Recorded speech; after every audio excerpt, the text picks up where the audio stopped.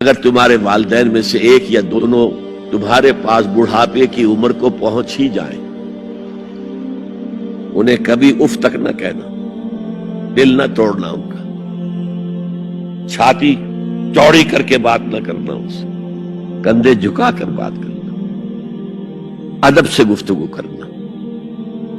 قل لہما قولا کریما واخفض لہما جناح الذل من الرحمہ، اپنے کندھوں کو جھکا کر رکھنا، اور پھر کہنا، اللہ سے دعا کرنا، رب ارحمہما کما ربیانی صغیرا، پروردگار میرے ان والدین پر رحم فرمائی ہو جیسے کہ انہوں نے مجھے پالا تھا جبکہ میں چھوٹا سا تھا۔ تو خاندان کے نظام کو مستحکم کرنے کے لیے 3 ڈائمنشنز ہیں، جیسے ایک کمرہ ہے، چوڑائی ہے، لمبائی ہے، اونچائی ہے۔ پہلے تو شوہر اور بیوی کے درمیان bond of love,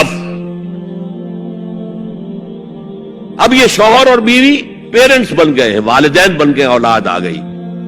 second dimension add ہو گئی، ادب، عزت،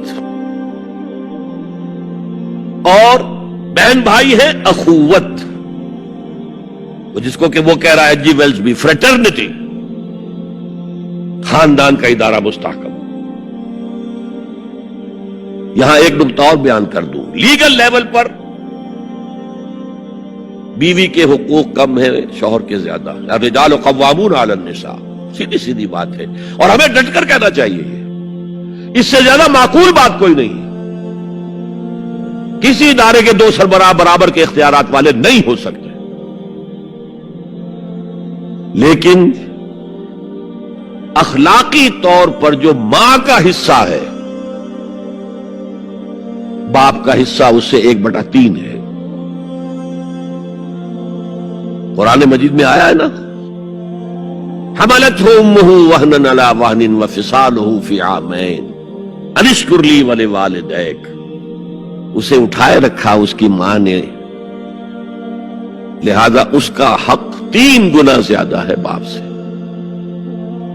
ایک صحابی حضور سے پوچھتے ہیں، حضور میرے حسن سلوک کا اولین مستحق کون ہے؟